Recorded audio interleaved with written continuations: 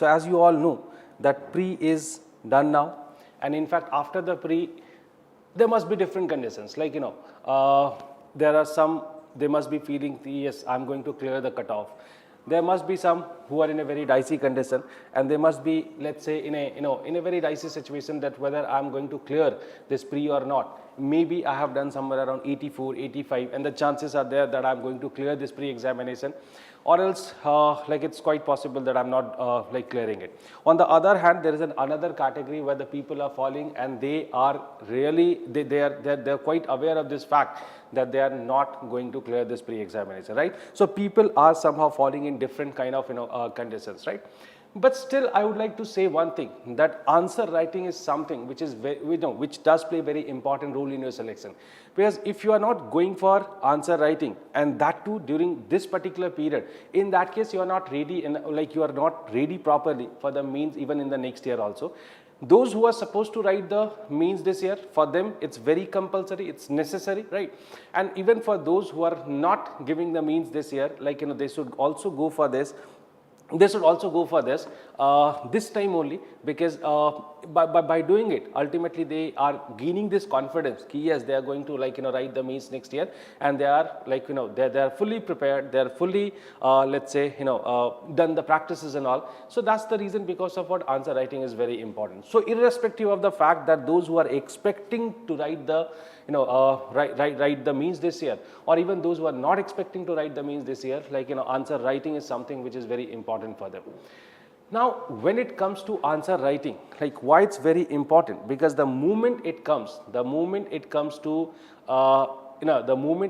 to getting marks in the optional, or in fact any paper, even in general studies, there is a limitation.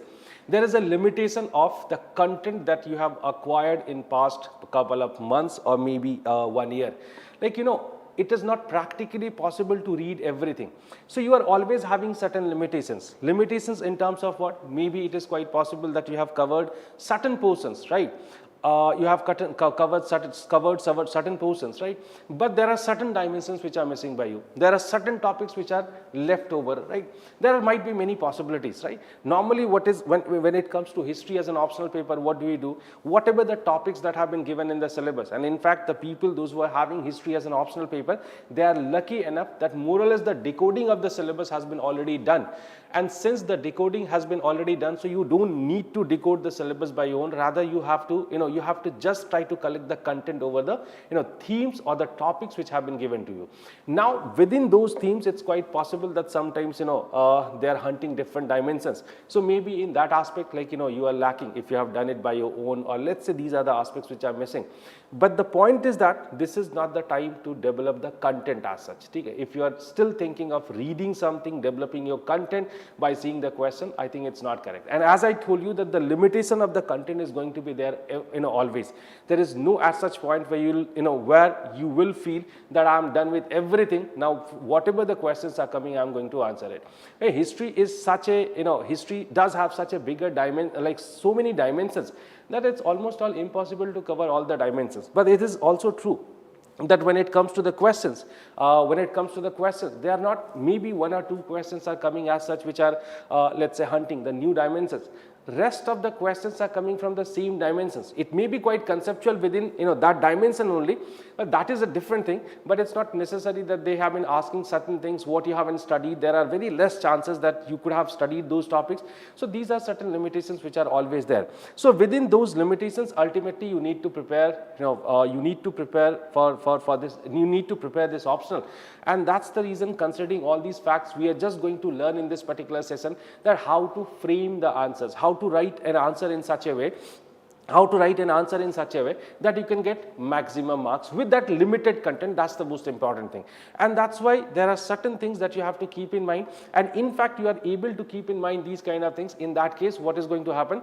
You will be able to somehow revise the content in a better way, because you understand, okay, this is something which is required in your answer. So if something this kind of content is required in your answer, in that case, while going for the revision, you'll definitely try to keep remain focused focused on them, and in fact if anything like that's being studied by you in a focused way, that's going to retain while writing the examination, right? So first of all you have to understand okay, what kind of content should be produced in the answer that can fetch you better marks. That's one thing that you should understand. And the second thing is how to write the answer. So basically we are going to discuss about all these, we are going to discuss all these dimensions in a very brief way.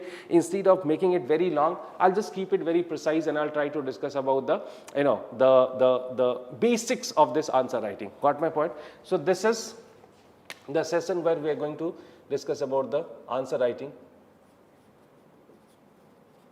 history, optional,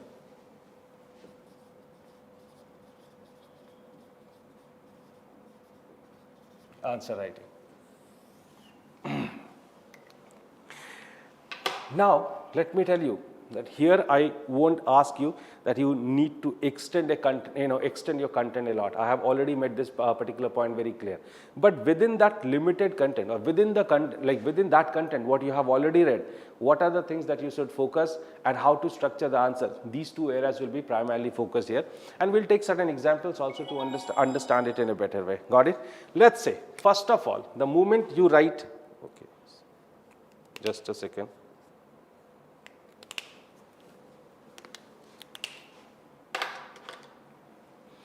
The moment you think of writing answer, there are two things that you need to keep in mind. That's applicable both in paper 1 and paper 2. Yes, there are certain differences in paper 1 and paper 2, and that I'll try to highlight later on. First of all, understand what are two basic criteria of answer writing. So if it comes to basic criteria, let us divide the page into two parts. Okay? The first thing, whenever it comes to the answers, there are two things that you have to keep in mind. The first is your content. That's very important. And the second is content plus presentation. So there are two aspects that you have to focus on when it comes to answer writing. Your content, your content should be solid enough, right? And then presentation.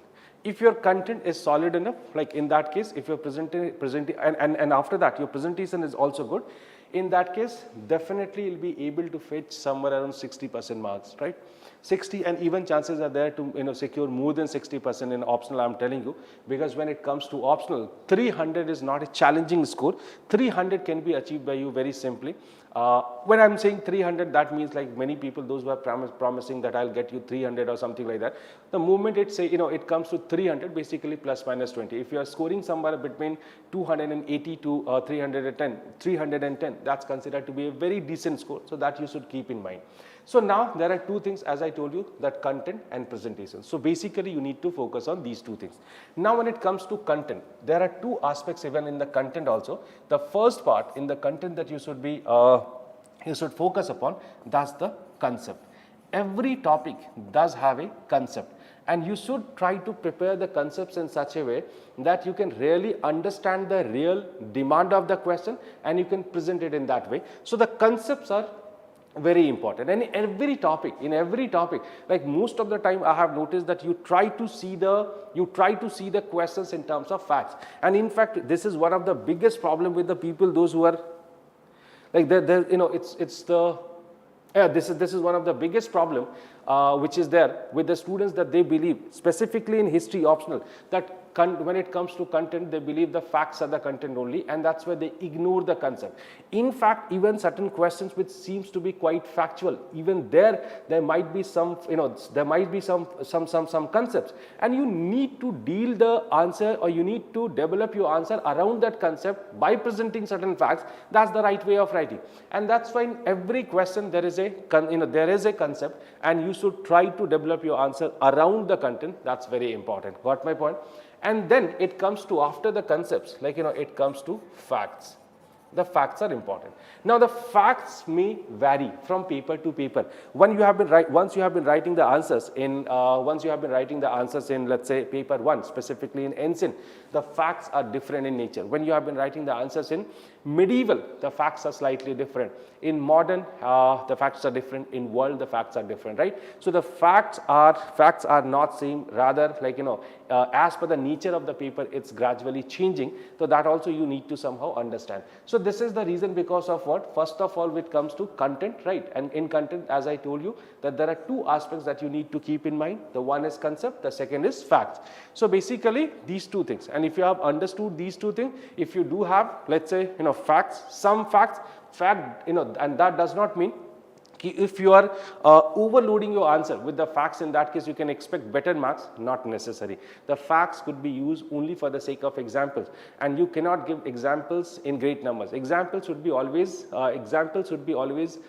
should be used always in form of examples only. So the facts are helping you only to that extent. So where you can use the facts in order to supplement your arguments, in order to solidify your arguments. That's the importance of facts. So concept and facts, these are two things which are very important in the in basically content part. Then it comes to presentation part, right? Of course, the presentation part is somehow it's also very important. And in the presentation, this is something which is well known to you, that there are three dimensions. There used to be introduction, right? There used to be the body part. That's a very universal structure. And then it comes to conclusion. So intro, body and conclusion, these are three things. But yes, when you have been writing answer in history, that introduction, body and conclusion is something which does not remain same always, rather it is changing as per the requirement of the question. And in fact, you must try to understand that requirement. That if you are not able to understand the requirement of the questions, in that case you won't be able to frame your answer properly, and that's why that's very important, right? So basically these are two dimensions that you need to keep in mind, and as per that only you have to frame your answer, which is going to definitely get you better marks, right? Now, as I told you, that since it is different in paper 1 and paper 2, and that's why now I'll be dealing with the same sort of content or the same sort of theme with respect to paper 1 and paper 2. Got my point? Let's say, like, let's first discuss about paper 1. So I'm just dealing paper 1 together, and I'll be dealing with paper 2 together, right? When it comes to paper 1, now what is what's happening in paper 1? Look, paper 1, like when it comes to the content part, let me first discuss the content part, right? So when it comes to the content part in paper 1, content, first I told you about concepts. In paper 1, the concepts are very important, and I'm telling you very frankly that if your concepts are not very clear, in that case it's going to be a tough deal or a hard nut to crack in paper 1.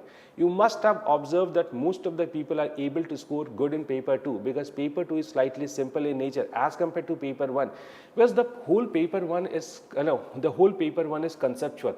Like all these institutions, either you talk about the political institution, economic institutions, the social, religious, all these institutions ultimately developed during the ancient and medieval period, and that's how it's all about understanding the development of various institutions in the different domains of society.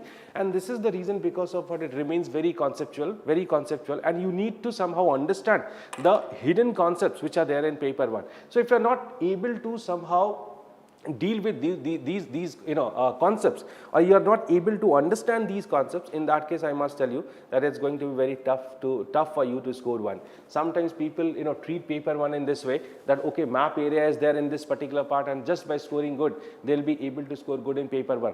Map can definitely help you in scoring good, undoubtedly, because in map it's quite easy to get 40, 42, 43. It's quite easy to get, provided if you know that what kind of content should be provided in your description.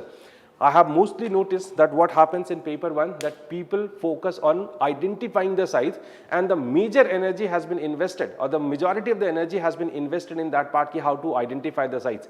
But I think major energy, or the most of the energy, should be even given to that part also, when you have to describe that particular site. Description is something where certain sort of content is required, a fixed content is required. So mind you, if you are not able to provide that required content there, in that case it's not going to be easy for you to fetch marks in the map section. So even you need to focus on that part, what description I should write that I can get better marks, like out of 2.5 you should get, you can get 2.5 provided you have given the right description. So that's another suggestion, that you have to provide the right description also. Now coming back to the point, so concepts, as I told you that concepts are very important, and this is the reason because of what you should be very concerned of the concept. And apart from the concepts, you need to somehow understand the themes with respect to few things, and that can help you, or that can really beautify your answer. So I'll be just discussing the things that you need to keep in mind while writing the answers, or let's say developing the concepts, right? So first of all, I can say the elements of continuity and change. Elements of continuity and change, right? I'll be coming to this particular this particular aspect later on. One more thing I'll be telling you here, that's about the vertical study.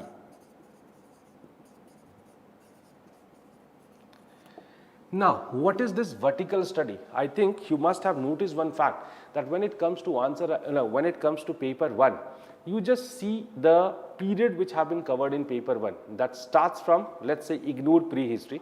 Let us take the beginning from Indus Valley Civilization, so 3rd millennium BCE. Okay? So it starts somewhere around from 2600 BC, and if you'll take the early Harappan as well, in that case you can find that starting from 3000 BCE. So from 3000 BC to roughly 18th century, right, this period is falling in paper 1. So you can understand that how much broader period has been covered in paper 1. So once you have been covering such a broader period in paper 1, it's not possible for you to focus on each and every minute dimensions. Rather, you have to understand the changes which are happening, in this particular stretch or the period. And if you are capable of understanding the changes which are happening in this particular period, in that case I must say you that you will be able to apply this elements of continuity and change. So when it comes to paper 1, this is the most important characteristics which is applied, that we must try to compare one period with the another period. Okay? So once you are able to compare the one period with the another period, one institution with the another institution, in that case somehow you develop the holistic approach, and that actually helps you to understand the evolution of society. Of course, we have been reading the history of India, so in terms of Indian history, right? So this is the reason because of what I have been using these 2 points, that now when you are revising your content, you all have to keep in mind one thing, that it's something which is called as vertical study, like one period, next period, next period, next period. Okay?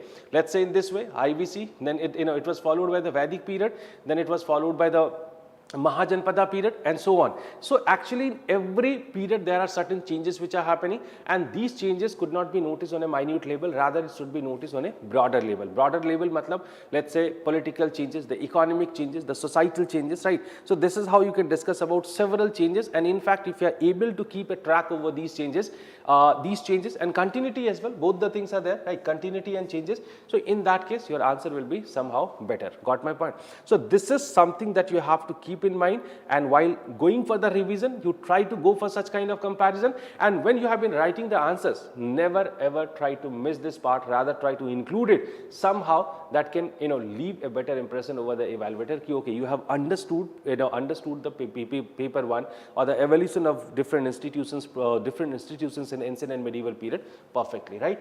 So this is one part that you have to keep in mind. Got my point? Now moving to the next thing, that's again a very very much I have noticed that much confusion is there among the students.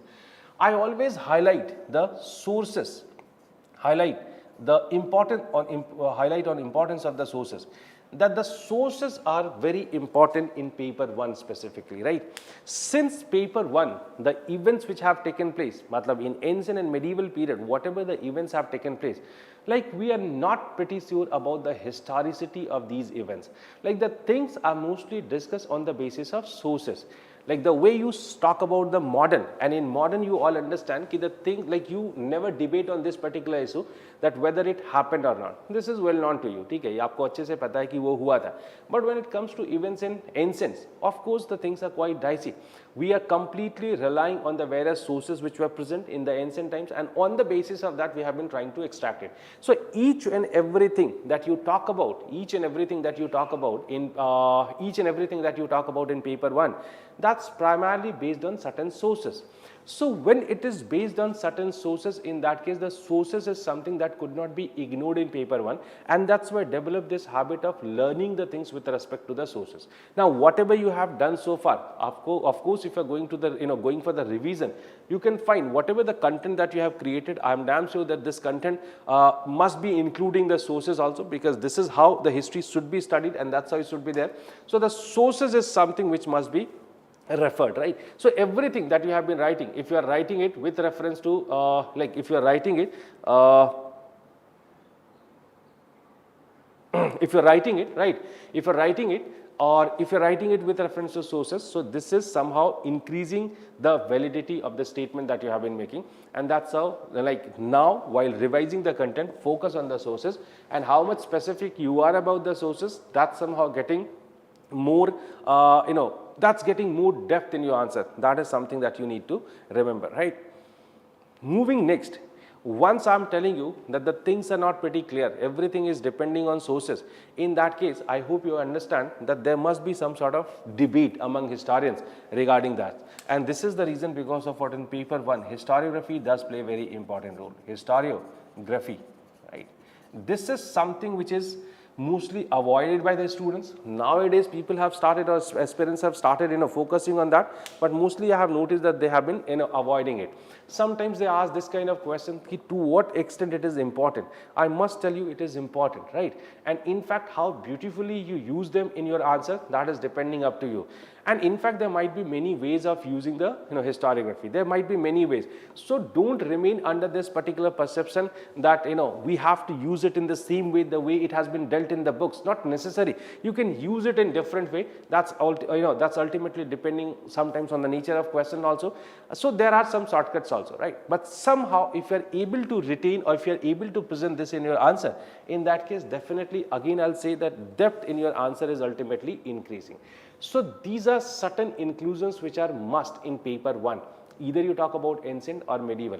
In medieval I have noticed that most of the time you have been ignoring the sources. Ignoring the sources, by that what I mean, in medieval you believe that all descriptions are there in a good way. Like of course there were so many medieval narratives, and all these narratives have been all these narratives have been including the various description of medieval medieval events, and that's why it's not very important. But I must tell you that even in medieval also you have to learn how to include those sources while writing the answers, and that can really, as I told you, that can get some depth in your answer. That's the importance of it. So these are certain things that you have to remember in paper 1. And mind you, if you have presented this content in a good way, like in your answers, in that case nobody can stop you in getting or fetching better marks. That's it. So there is no logic, there is no as such magic in getting getting marks in paper 1. Like just there are few things that you need to keep in mind, and if you are able to present all these ideas in a good way, you'll get the marks in paper 1, right? Now it comes to the second part, and that's about the framing of the answer. This is also one challenging dimension. Now when it comes to the framing of answer, there are various suggestions you have been getting, and in fact I have heard from the students itself, like they are saying you should start the answer with a you should start answer with a very striking statement or something like that. These kind of various rumors I have heard with the with the people. Look, when it comes to framing the answer, first of all, you be very clear that you are getting the you are getting marks for the content. That should be that should be fixed in your mind, that you have been getting marks just for the better presentation of the content. That's it, right? So the content is very important, and that's why your primary focus should be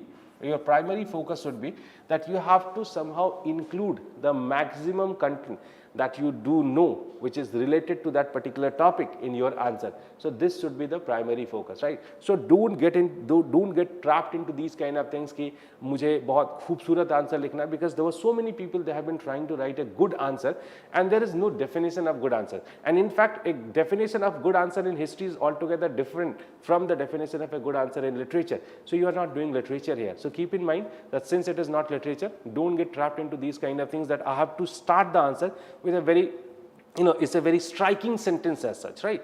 In paper 1, it's not not required, and that's why don't get involved into these kind of processes कि मुझे ऐसे lines ढूंढने हैं, ऐसे tag lines ढूंढने हैं. It's not that much that much important. Like sometimes people are suggesting कि EH car के statement use कर लो, ठीक है. I think when it comes to EH car, it's a person which is writing about what is history, that is the name of his book. So what is the utilization of EH Carr's statement here? Because nowhere the question has been asked on historiography directly.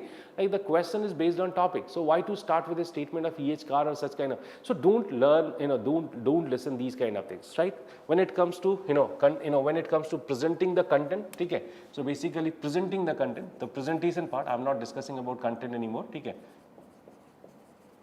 Presentation, right? When it comes to presentation, first of all, the introductions would be written.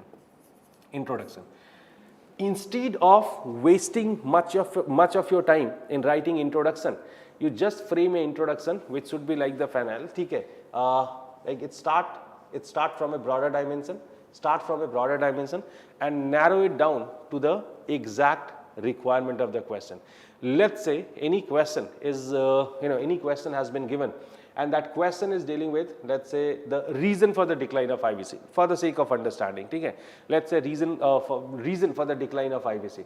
In that case, you should not start your answer directly with the decline of IVC. If you are starting your answer directly with the decline of IVC, in that case, that does not carry a good impression over the evaluator. Just write 2 lines, okay? Just 2 lines on IVC itself. That IVC is the first urbanized first urbanized civilization in Indian subcontinent, which could be noticed between this and this period, right? So within a single sentence, you have included many important dimensions of IVC. It is the first urbanized. You can include even the bronze civilization also. So it's first urbanized bronze civilization in Indian subcontinent during this period. So within a single line, you have included this. Okay. Then in the second line, you just discuss about the extent of IVC. And then third, you are writing that during this particular period it declined. So just 3 lines you wrote, and you have described the whole IVC, and that's how you have just gave a proper definition of IVC, a proper introduction for IVC, and then in the third line itself you just came to the decline of IVC. That's it. And now the moment it comes to decline, so you just started from a broader dimension, okay, with a general introduction of IVC, and then you are coming to a smaller dimension, which is what is talking about the decline, which is talking about the decline of IVC. So this is the reason, because of what? Introduction. Don't waste much of your energy. Let's say if you are having some statement which is quite striking, and if you feel, so I won't deny you, I won't stop you to write that. But for that, you don't need to put extra effort, because I told you that you are getting marks for the content. You are not getting marks for writing in very artistic answer, because there is no artistic answer. If the content is there, the evaluator is compelled or forced to give you marks. That's the simple funda which works while evaluating the answer, right? So that's the reason, because of an introduction, don't waste much of your energy, rather try to simplify it. As simple as it's possible for you, just go for it, right? Then it comes to the second part, and that's about the body part. Now the body part is something which is very much depending on the nature of question, question, and then the second thing, the tail word, okay, the tail word which is given. These 2 things which are defining the nature of the body part. Now of course, the things will learn gradually, one by one. But here I am just telling you that there are certain tail words which are asking you, let's say, to go in a similar dimension. Okay? Let's say discuss, explain, elaborate. If these kind of words have been used, in that case, the question is asking you not to go for a very critical, critical dimension. Rather, you need to simply discuss whatever is given in the statement of the question. So on the other hand, if it comes to evaluate, critically examine, or examine, evaluate, to what extent you agree. So if these kind of statements are coming, these kind of tail words are there, in that case you have to somehow be focused, or you have to take the take the answer even to another dimension as well. So what is important here, that the first of all tail word I discussed. Apart from this, the nature of question is also something which is very important, which is playing very important role here. Now when it comes to the nature of question, there are certain topics in history, both in paper 1 and paper 2, which are highly debatable, and there is no consensus as such among the among the historians. And in fact, that debate is still going on. People are still coming up with various new arguments, and this is the reason, because of what? Concluding these answers, or let's say fixing them in a particular dimension, won't be safe for us. And that's why these questions should be also dealt in such a way. Let's say if the question is having, question is quite critical, and in fact there are many dimensions in which historians have tried to understand this particular topic, but still the tell word is saying it discuss, or let's say explain. So in that case, how to deal with this answer, that becomes a challenge. So you have to learn these kind of things, ki how to manage the content, theek hai, and how to convey this idea that though I have explained this particular idea, but still I am not satisfied with it, and there might be the other dimensions also. So you need to somehow convey this idea. These are certain technical things that you have to learn when it comes to answer writing. Got my point? So basically these two things are there, and as per the nature of the questions and the tell words, now this part should be framed either in one, let's say it can be, it can be framed in one go, or maybe there might be more than one dimensions, like 2 dimensions or 3 dimensions. So that's all depending on this. So if there is only one dimension, in that case you just write a paragraph, and this is also something that you have to keep in mind, that whether you should write the answer in paragraph or you should write the answer in point format, that becomes a challenging thing. Look, ideally speaking, you should write in paragraph format, but practically speaking, you cannot finish 17, 18 answers just by writing the answers in paragraph, and that's the reason you have to mix both the ideas. You have to go for a hybrid model, that you can include all those content which are relevant for the answer. At the same time, you are not killing the soul, or you are not killing the soul of the answer also, right? So basically, suppose you need to get into one dimension, so you just start with 2 or 3 lines, and after that, if you believe that the things could be presented in point format, in that case write point number 1, point number 2, point number 3. Instead of writing point 1, 2, 3, you just give the arrow, okay, and write the answer, okay. So suppose if it is one dimensional answer, that you can present in this way, that's it. If it is 2-dimensional answer, or let's say more than 1-dimensional answer, in that case, suppose you have written the points from one dimension, and then again you have been writing a paragraph, right? And then again you'll be writing certain points related to the second dimension. So this is how you should write your answer. Got my point? Now, one more thing while writing the body and while writing the introduction and conclusion, as it is like here we have been primarily discussing about paper 1. So this is the reason, because of what, as I told you, the sources are very important here. So now you need to include the sources here, right? Now sources could be included in 2 different ways, sources and historiography both. So either if you have a good command over the sources and historiography, in that case included in the body part. If you do not have a solid command over it, in that case I think you should go for including these sources and historiography somewhere in the somewhere after the introduction itself. So after the introduction, you just write about the sources and historiography, make it very clear, highlight it, right, and that's how your job will be done. Of course, it's not leaving that impression what you had been getting when you had been including the sources and historiography here, but still you are conveying this idea ki I'm aware of it. That's how you can convey this idea. Got my point? So this is how you're going to frame this body part, and then it comes to the last part. It's about the conclusion. Now conclusions in paper 1 should be very open-ended, right? What do I mean by open-ended? In paper 1, as I have been telling you, there's nothing as such which is very fixed. More or less on every part the historians are debating, right? More or less on every part the historians are debating. So sometimes you are under this confusion that no, every answer should be basically concluded. It's not necessary that the conclusion should be giving, your conclusion should be as such that it is finally concluding that debate. If the historians themselves haven't concluded any debate, who we are to conclude that particular debate? That's why, like in most of the questions, I think you can end the answer with you can keep the answer open-ended, right? Instead of getting into no, this is correct and this is this is wrong, that you can't say. And this is the reason because of what I think you should go for open-ended conclusion. Now the conclusion could be done in many other ways also, but that's depending again on the nature of questions, and that will be able to discuss only once the various questions are there in front of us. Like in different kind of questions should be concluded different way. If there are certain there are certain conclusions where you need to link it with the present.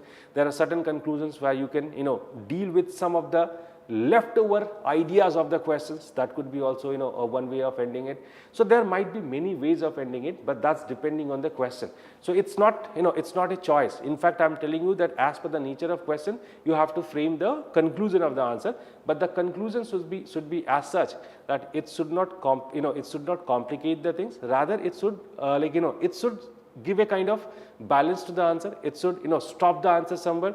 This is how you need to frame the answer, right? So these are certain basic suggestions while writing the answers, and that would be the best way of writing the answers. Now, some personal innovations are always welcome. That's not a problem, but broadly this structure should be followed. Now let's take a question of 2021 only to see that what would be the best way of writing the answers. The question asked in 2021 for 15 marks, the question is the political and economic needs of the rulers combined with the economic and status needs of the merchant together provided the respective cultural milieu in which Buddhism flourished. There are three dimensions. Might be, the question seems to be quite tough for you. It's a very simple question. No complication at all. And in fact, those who have studied this part properly, they have developed the concept of this part. It's a very halwa kind of question for them. Now, from this question, you cannot, this question cannot be dealt with the concept of facts. Okay? Facts are there, facts should be there. But I think in this concept, a proper understanding is required. Now, this question is basically talking about the 6th century BC. This question is talking about 6th century BC, right? Because Buddhism, 6th and 5th century BC, like we can say more precisely Mahajanpada period, as Buddhism developed there only. Now, in this particular question, what is the key dimension? That there are three important changes which were happening. The development of state or the state formation, that's one change. That the second is second urbanization, and the third is the development of Buddhism and Jainism. There are three things which are happening, and this question is simply asking you all three were intentionally connected. They all were having some sort of some sort of bonding, some sort of connection. You just need to write about that. So basically, if this is the theme of the question, from where exactly you need to start the answer? As I told you that you need to first of all you need to target the broader dimension. Make clear the time. Time does play a very important role in history. Specifically in paper 1, I told you that we have been covering a broader period. So, जब बड़ा period है, तो time specify करिए. So, specify the time. That's one thing, right? And then second thing, you will be discussing about the other two changes which were happening, the state formation and then the urbanization, right? And state formation, urbanization really got some greater changes in the society, because in society, what is happening? The political classes they had their own requirement.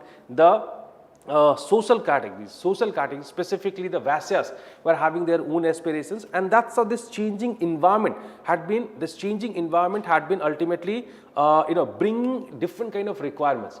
Now, Buddhism, precisely speaking, Buddhism was somehow trying to facilitate the various aspirations of different classes in the society, and you need to write how come they satisfied the ruling classes, how come they satisfied the merchant classes or the manufacturing classes. So this is how this is how the balance has been prepared among all of them. Okay? And ultimately, in return, Buddhism was also getting that support, patronization from them, and that's how everything, every aspect had been flourishing together. So this is a kind of inner connection, and in fact, you have to understand all those, all those connections between all these three, and that would really convey a very good answer. And in the conclusion, you have to accept that this particular phenomena did not remain only in 6th and 5th century BC, rather it even continued in the later period also, because even in the later period, you'll find that this connection was never over, but the connection was always going on. That's how you can frame this answer. So I hope you can, you must have understood this point, how to, understand, how to include the content, and then certain facts which are there, like you have to write about the various texts which were there in this period, the other sources which are talking about the state formation, like you can refer the Jatkas, you can refer the evolution of the new classes, like the references of, in the Buddhist literature, the Gehapatis, the Setis, and other, kind of, classes. So this is how, with the help of certain sources, you have to present these ideas, and in fact your answer will be ultimately a very good answer if you have been including all these things. That's how you're going to frame your answers in paper 1. I'm just giving you one example.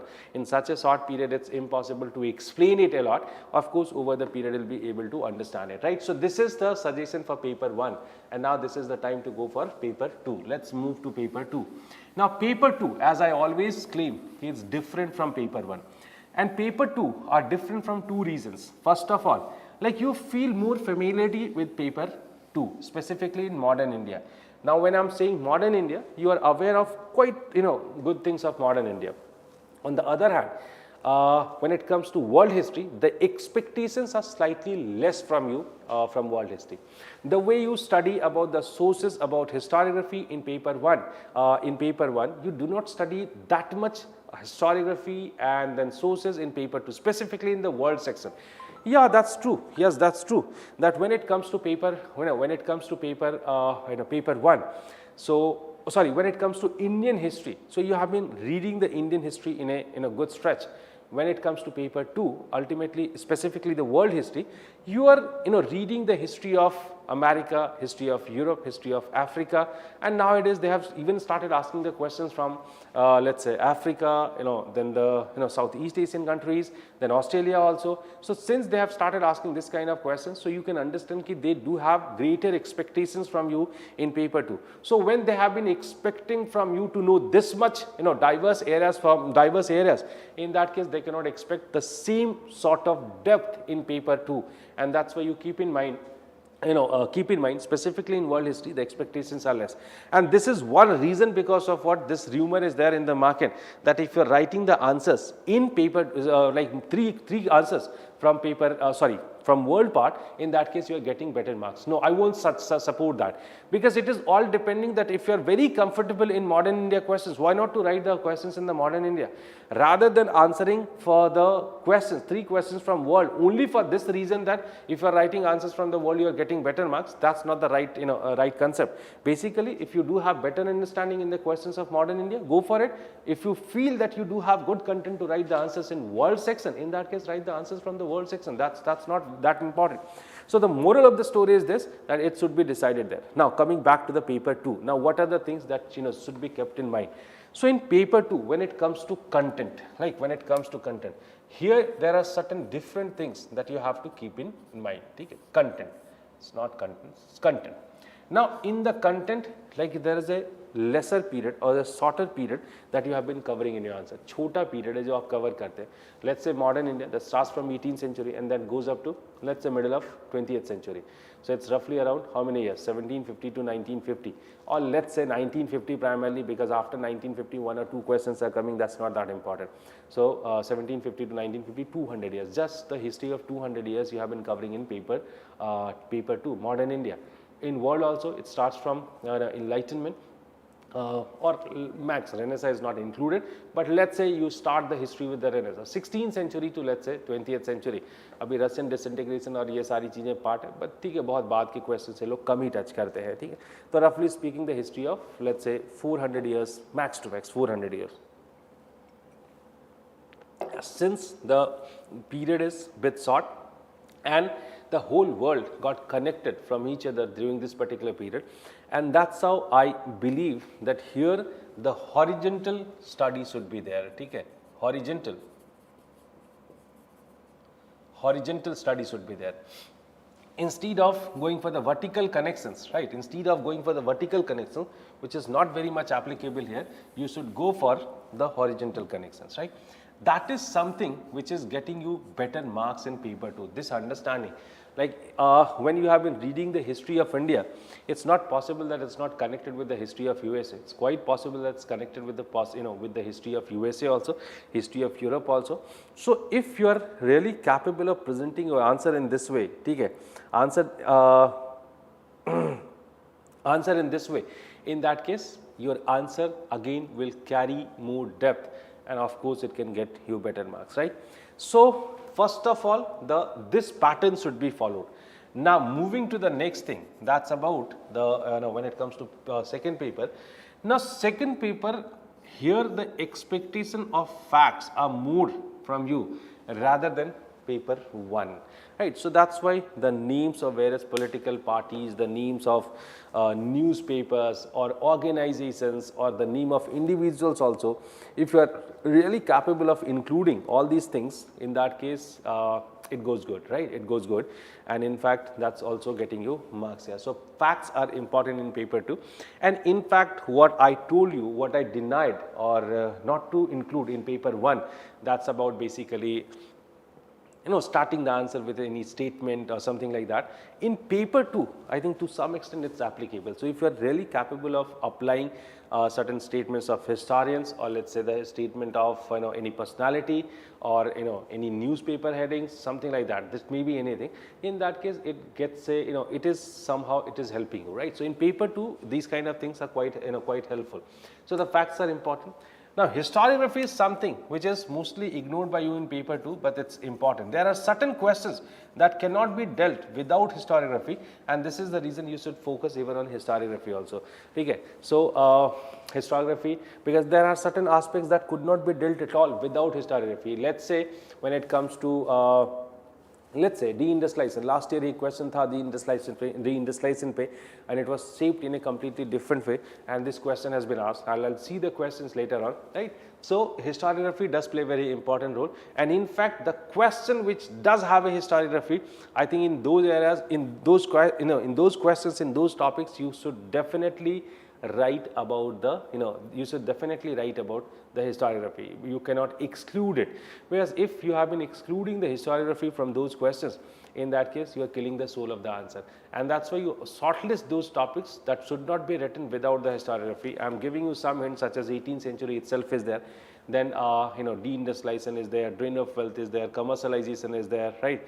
The colonization of India itself is there, the industrialization of India is there. So this is how we can discuss about several such topics which are demanding the historiography, and in fact I personally believe that without historiography it could not be written. So this is something that you have to keep in mind, right?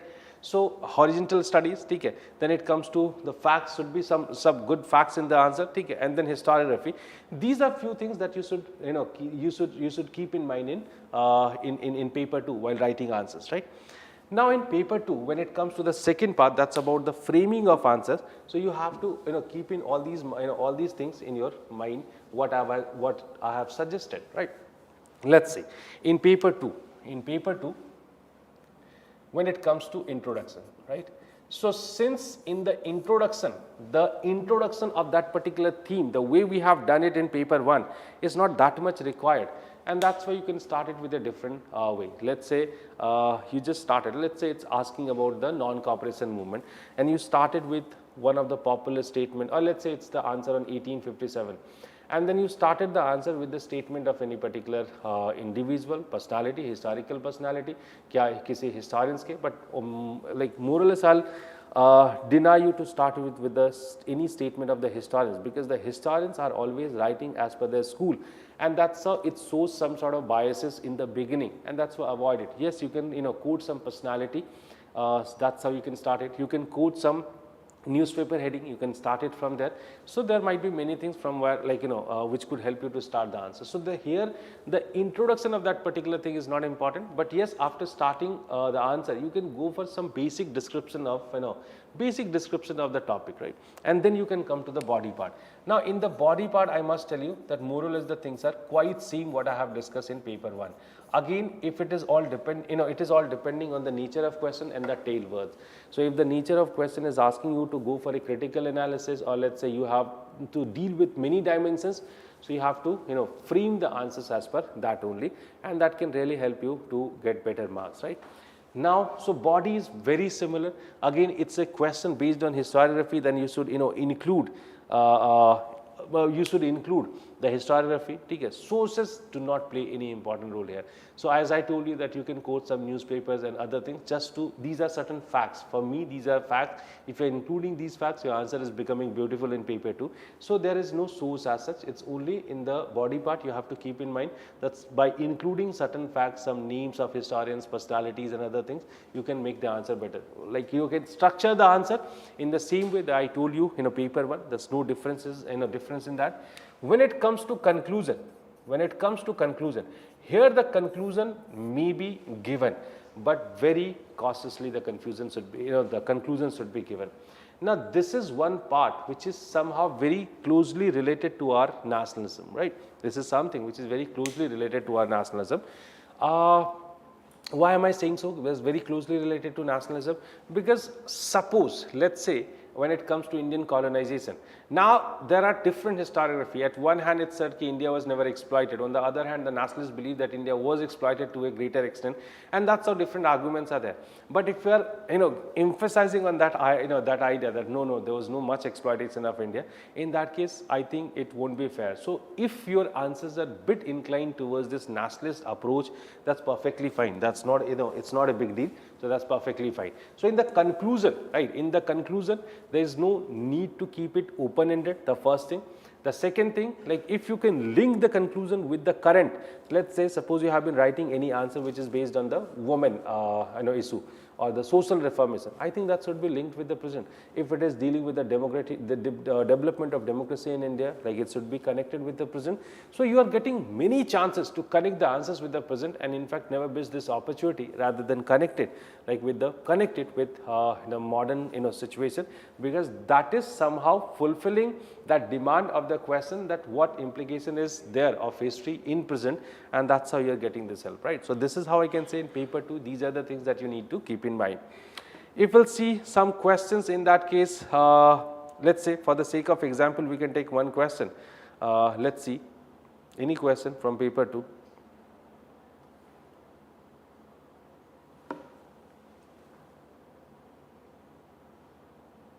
Okay, such as take one question.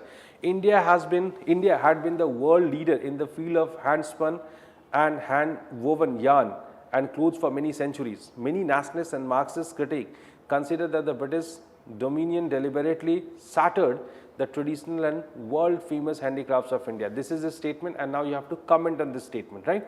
So, now there are few dimensions. Let's say you have been framing the answer. So, first of all, you have to write about the India's excelling in the textile industry. So, you just use some of the medieval references in order to prove how much India was excelling in this.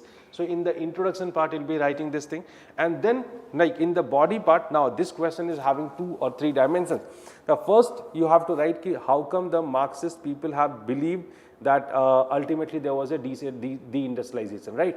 So, you will be writing first of all the nationalist idea of deindustrialization, right, the nationalist idea of deindustrialization. Then you will be writing about the critique of them coming from Maurice de Maurice, Daniel Thorner and other people are there. And then again you will come and you will talk about the revisionist historians and the way they have been giving a kind of let's say mixed idea for it, and then the way they have been concluding the answer in a way there might be some places where the deindustrialization happened, and there might be certain other places where the deindustrialization did not leave any kind of impact. That's how they, this answer could be framed. So, when it comes to conclusion, now again that nationalist inclination should be there. Like here you can write definitely the way Indian industries were getting ruined. So, you cannot deny outrightly that there was some influence of this was definitely there. That's how you can present the answer, right. So, this is how you can frame your answers in paper 2. Here the historiography, name of historians, they are very important and you must include it. If not historians, the name of historians, in that case I must say that it should be at least the schools of historiography, right. So, that's it, right. So, this is how you are supposed to frame your answers in paper 1 and paper 2. Within this limited time, it's very tough for us to include everything, as I told you that it is very much subjective also, that we can learn through practice only. So, I hope you will practice more and you will learn these things with the evaluation. So, that's all. So, I hope this session was beneficial for you. So, thank you very much for joining the session. Have a good day. Thank you.